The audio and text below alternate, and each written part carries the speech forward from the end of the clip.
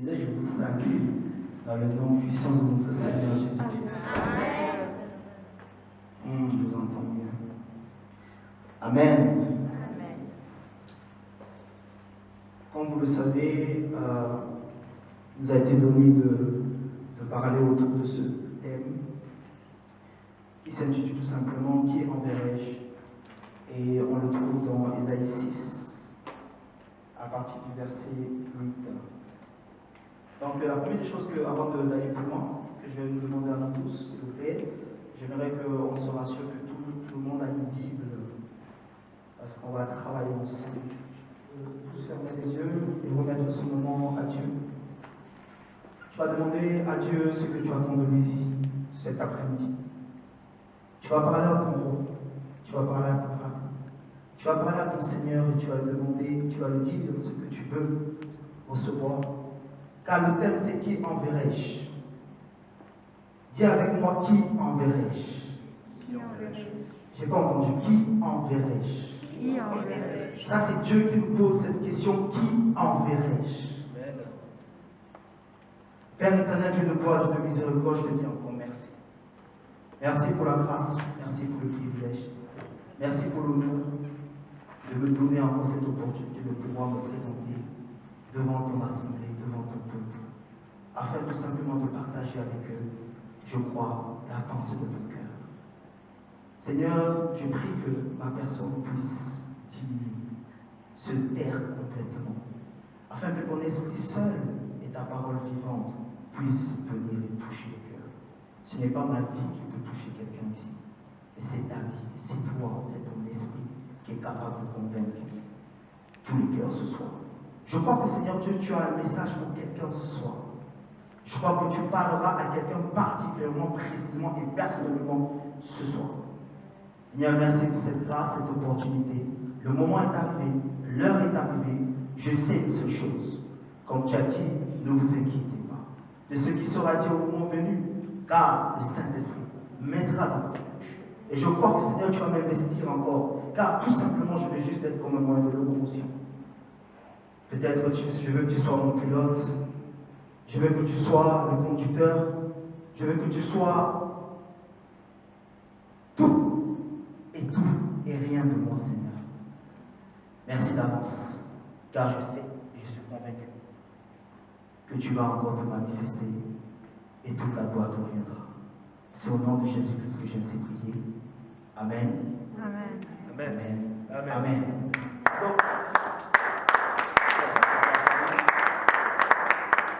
Donc notre thème c'est qui enverrai-je?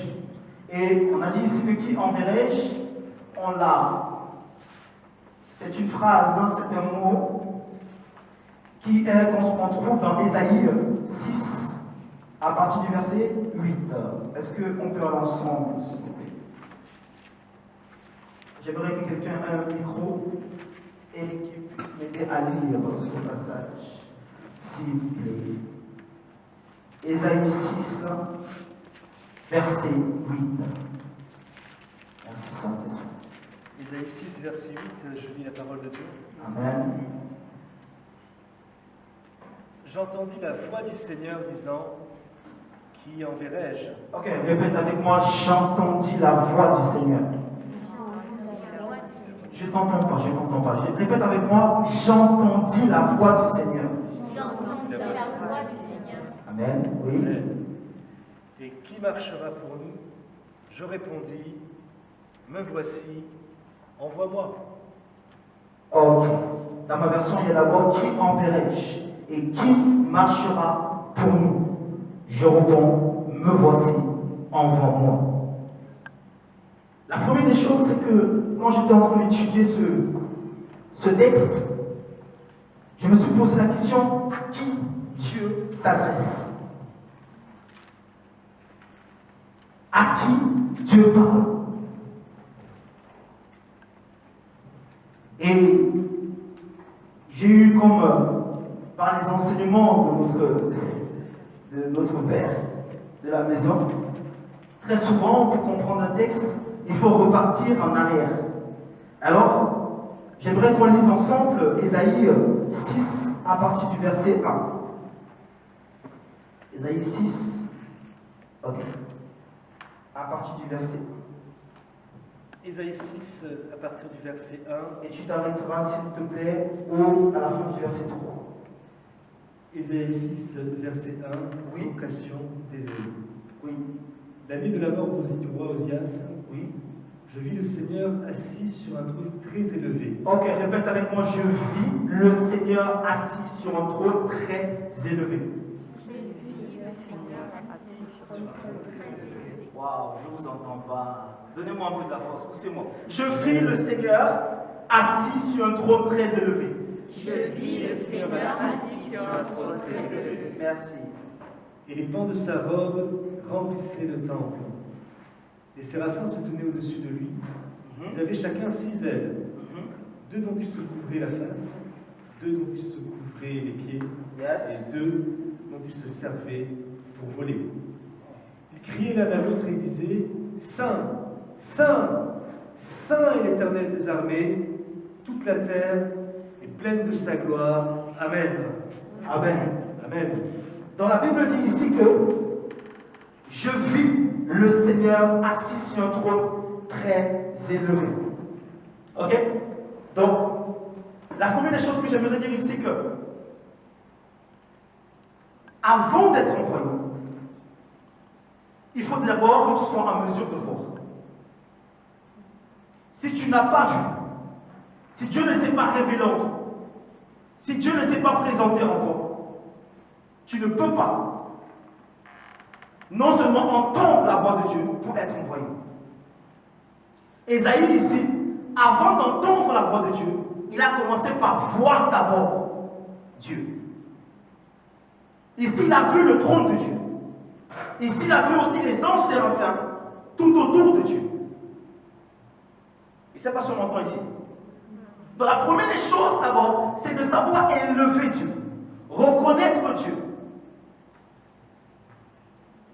Car il est important que tu puisses savoir qui t'envoie.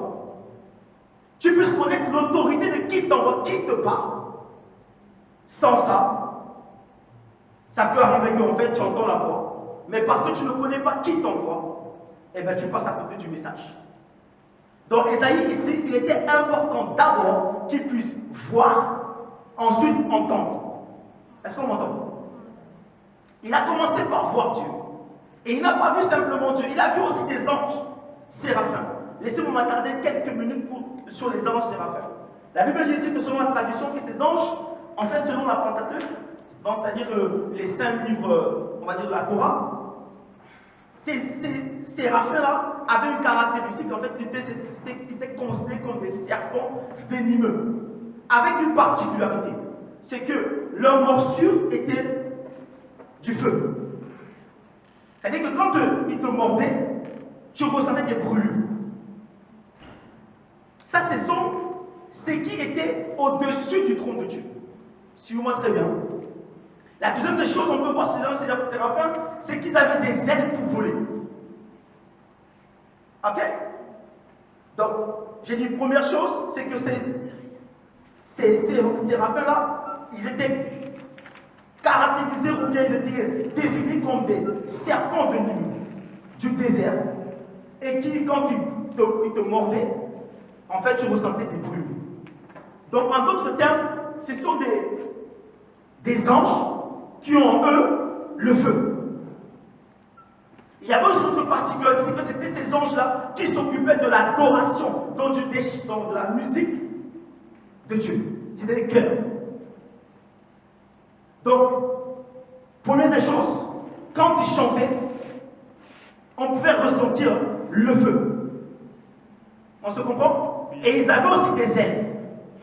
C'est important que quoi? Parce que quand je te tiens ici devant, il faut que tu comprennes que le message que tu dois donner, c'est un message qui doit s'envoler. Et quand ce message s'envole, il doit apparaître dans la vie des gens comme étant du feu. Est-ce qu'on se comprend? Amen. Et donc je disais ici que la première des choses, c'est que Ésaïe a d'abord vu. Ésaïe a d'abord constaté. Ésaïe a d'abord pris le temps de reconnaître la grandeur, l'élévation, la supériorité, l'autorité de qui était Dieu.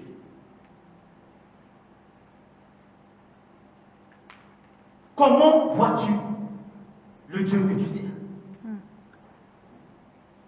À tes yeux, il est qui? Il est quoi? Quelle est sa grandeur à tes yeux? Quelle est sa hauteur? Quelle est sa puissance? Quelle révélation as-tu de lui? Ok? Donc, quand on continue dans notre message, on voit une chose. Est-ce que mon frère, tu peux lire juste le verset, Ésaïe 6, verset 6?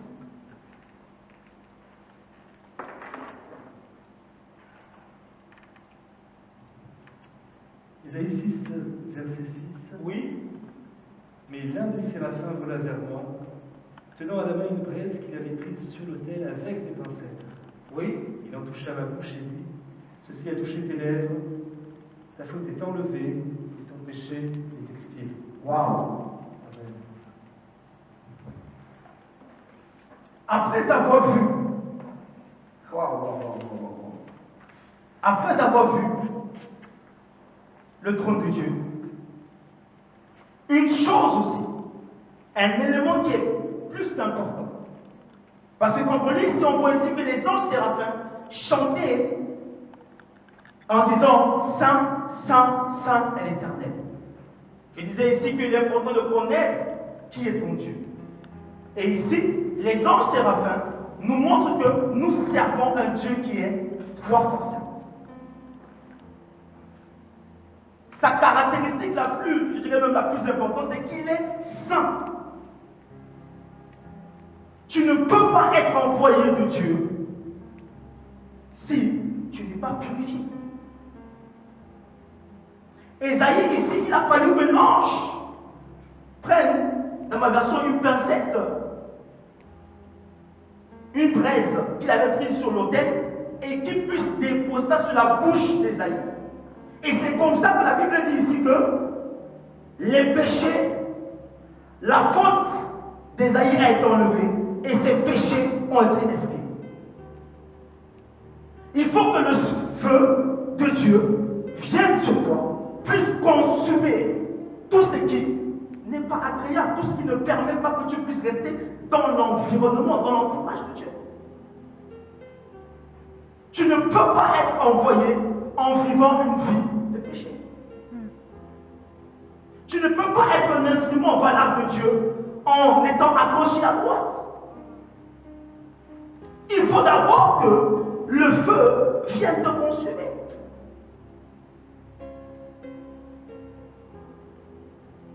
Donc, voir Dieu, c'est voir sa dimension de sainteté. Et si Dieu est saint, pour être éligible à sa mission, tu dois recevoir ce que j'appelle la purification ou même la repentance. Puis, quand on continue dans le cheminement, on voit ici que c'est alors que Ésaïe a entendu la voix de Dieu. Après avoir vu, après avoir été purifié, là maintenant, il a entendu la voix de Dieu. Ici, j'aimerais insister sur quelque chose. La Bible précise bien, il a entendu, mais elle précise bien la voix de Dieu. J'aimerais nous poser la question, qu'est-ce que tu entends en longueur de journée? Qu'est-ce que tu entends dans ton quotidien? Est-ce que c'est la voix de Dieu ou est-ce que c'est autre chose? Pour Ésaïe ici, c'était la voix de Dieu. Et j'aimerais dire ici que quand Dieu pose la question qui enverrai-je, Dieu ne donne pas une tranche d'âge. On ne dit pas ici que ce message concerne des vieillards, ni des jeunes.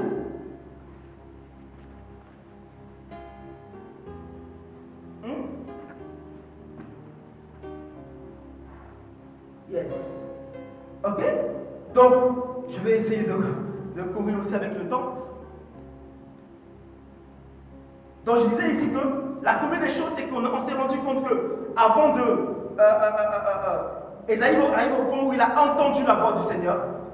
Et ensuite, qui enverrai-je? Ici, entendre la voix du Seigneur, c'est une manière en fait de, comment dire, parce qu'une personne qui n'a pas une relation avec Dieu n'est pas capable d'entendre et de reconnaître la voix de Dieu.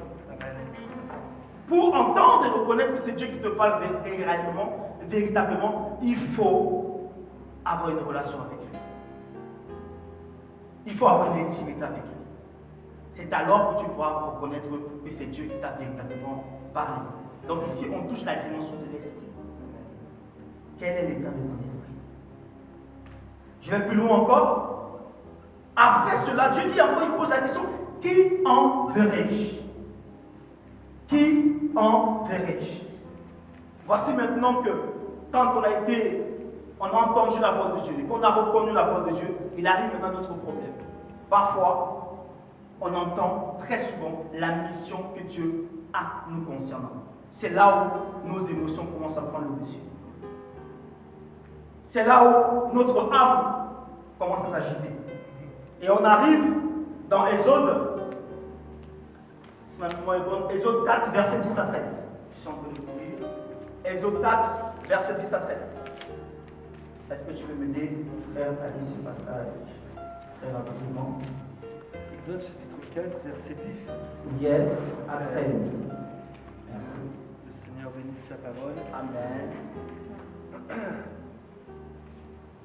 Moïse dit à l'Éternel, Oui. Ah Seigneur, moi je ne suis pas un homme qui ait la parole facile, et ce n'est pas d'hier, ni même d'avant-hier, ni même depuis que tu parles à ton serviteur, car moi j'ai la bouche et la langue pesantes. Yes. Moi, ça veut dire là, très souvent, voici la réaction des hommes vis-à-vis de l'appel de Dieu. Ils commencent à se justifier. Ils commencent à voir les incapacités. Ils commencent à, comme je dis, laisser l'âme commencer à tout, comment dire, à tout te montrer, mais rien qui t'attire, rien qui t'amène à obéir en fait. La deuxième dimension, après avoir entendu Dieu, il faut être capable d'obéir. Parce que quand Dieu dit ici, qui enverrai-je? En fait, très souvent, on a peur parce qu'on pense qu'on va se retrouver seul. Mais Dieu dit à Moïse, je serai avec toi. Je vais encore plus loin. Je serai même ta bouche. En fait, quand Dieu dit cela, Dieu est en train de te dire ici que je partirai avec toi. Je t'accompagnerai. J'ai juste besoin que tu sois mes mains afin de guérir un malade. J'ai juste besoin que tu sois mes yeux afin de changer une situation. J'ai juste besoin que tu sois mes pieds afin de sauver une vie. En d'autres termes, Dieu a simplement besoin de ton corps, de ton cœur, pour pouvoir sauver quelqu'un. Je ne pense pas qu'elle va employer le même sérieux si c'est le pasteur qui lui dit « va me prendre un verre d'eau ». Non. Pourquoi? Parce qu'elle considère que le pasteur, dans sa pensée, dans sa mentalité, est beaucoup plus élevé que moi. C'est une autorité pour elle. Elle a tellement de respect que ce n'est même pas, elle ne se pose pas de questions, elle obéit tout simplement. Alors si tu as cette attitude-là vis-à-vis de l'homme de Dieu, à combien ton Créateur? Et ici, j'aimerais aller plus loin. Ici, obéir, c'est être en mouvement. Beaucoup obéissent, mais ils sont assis. J'aime les caractéristiques de ces anges, de ces séraphins. Pourquoi? Parce qu'on dit ici que ces séraphins-là avaient aussi une caractéristique, c'est qu'ils étaient des officiers de Dieu. Oh, pardon, excusez-moi. Ils étaient aussi des officiers de Dieu, mandatés pour aller annoncer quelque chose. Ok? Donc ici, j'étais en train de dire qu'il est important qu'à un moment donné, tu puisses prendre de l'envol. Il est important qu'à un moment donné, ta vie soit en mouvement, qu'on voit un changement. On voit un avant et après. Je ne sais pas si on m'entend très bien. Et on arrive Parce que je ne peux pas parler le meilleur exemple. J'étais en train de dire ici que Dieu attend que tu sois un David face à Goliath. J'étais en train de dire ici que Dieu attend que tu sois un Joseph, c'est-à-dire quelqu'un qui est capable en fait, de sauver toute une tribu, toute une famille de la famine. Dieu attend que tu sois un Paul, quelqu'un qui est capable d'aller prêcher le salut à l'humanité. Et je ne peux pas, je ne peux pas parler de ce message sans illustrer, sans parler vraiment véritablement de la personne qui a véritablement montré l'exemple. Et pour cela, on va aller dans l'Apocalypse. Je suis en train de chuter. Apocalypse. Apocalypse. Non. Permettez-moi d'abord, excusez-moi, permettez-moi d'aller d'abord dans Acte 26, versets 16 à 17. D'abord, je vais très rapidement montrer l'importance du mouvement. Acte 26, versets 16 à 17. Wow. Acte 26, versets 16 à 17. Yes, mon frère, est-ce que tu es? Dieu dit ces paroles. Amen. Mais lève-toi et tiens-toi sur tes pieds. Oui. Car voici pourquoi je te suis apparu. Je te destine à être serviteur. Oui. Et témoin des choses que tu as vues Oui. de moi et de celles pour lesquelles je t'apparaîtrai. Je t'ai pris du milieu de ce peuple de païens. Oui. De païens. Oui. Vers qui je t'envoie pour leur ouvrir les yeux. Amen. Amen. Dieu dit ici à quelqu'un, lève-toi, tiens-toi sur tes pieds. Donc, Acte 26, verset 16 à 17. Je vais lire la parole pour ne pas dire ici. Mais lève-toi, tiens-toi sur tes pieds, car voici pourquoi je te suis apparu. Je t'ai destiné à être serviteur et témoin des choses que tu as vues de moi et de celles pour lesquelles je t'apparaîtrai. Je t'ai pris du milieu de ce peuple et des païens vers qui je t'envoie pour leur ouvrir les yeux. Dieu nous dit ici, lève-toi, tiens-toi sur tes pieds. En d'autres termes, sois en mouvement. Ok? Et on va aller maintenant shifter sur la personne la plus importante dans Apocalypse 21, versets 6 à 8. Apocalypse, 19 plutôt, verset 11 à 16. Après, je vais lire 21. 19, verset 11 à 16. Là, j'aimerais que tu lis très fort, mon frère, s'il te plaît. Dieu bénisse sa parole. Amen. 19, verset 11 à 16. Oui, merci. Puis je vis le ciel ouvert et voici un cheval blanc. Celui que le monde s'appelle fidèle et véritable, Oui. il juge et combat avec justice. Ses yeux sont une flamme de feu. Sur sa tête, plusieurs diadèmes. Il porte un nom écrit que nul ne connaît sinon lui. Et il est vêtu d'un manteau trempé de sang. Son nom est la parole de Dieu. Amen. La Bible dit, puis je vis dans le ciel. Un autre, permets-moi de déclarer dans ta vie que le ciel soit ouvert dans ta vie. Amen. Il dit encore que le ciel soit ouvert dans ta vie. Amen. La Bible dit, puis je vis le ciel ouvert. Et voici un cheval blanc. Celui que le monté s'appelle fidèle et véritable. Il juge et combat avec justice. Ses yeux sont une flamme de feu. Sur sa tête se trouvent plusieurs diadèmes. Il porte un nom écrit que nul ne connaît, sinon lui. Il est vêtu d'un manteau trempé de sang. Son nom est la parole de Dieu. Je suis en train de te parler du roi des rois. Je suis en train de te parler de celui que Nicodème a appelé le docteur venant de Dieu. Je suis en train de te parler de celui même dans Jean 3:1 où on parle qu'il est le don de Dieu. Il est la manne cachée. Il est celui-là qui est venu pour nos péchés. Il est celui-là qui est mort et ressuscité pour nous. Il est celui-là qui a fait sa vie, qui s'est sacrifié, qui a accepté de laisser ses privilèges, afin que toi et moi, nous ne puissions plus être pauvres, mais être riches.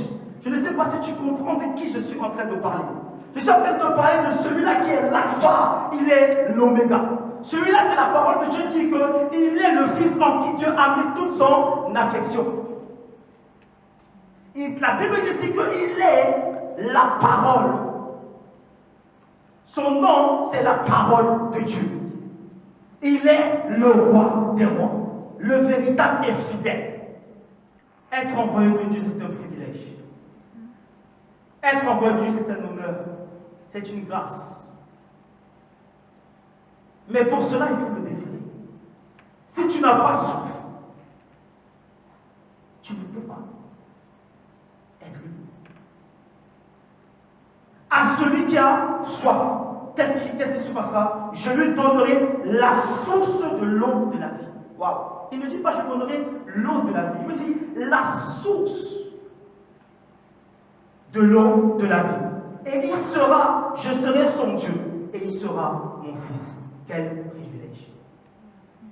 Mais par contre, ceux-là qui n'obéissent pas, qu'est-ce qui va arriver? Verset 8.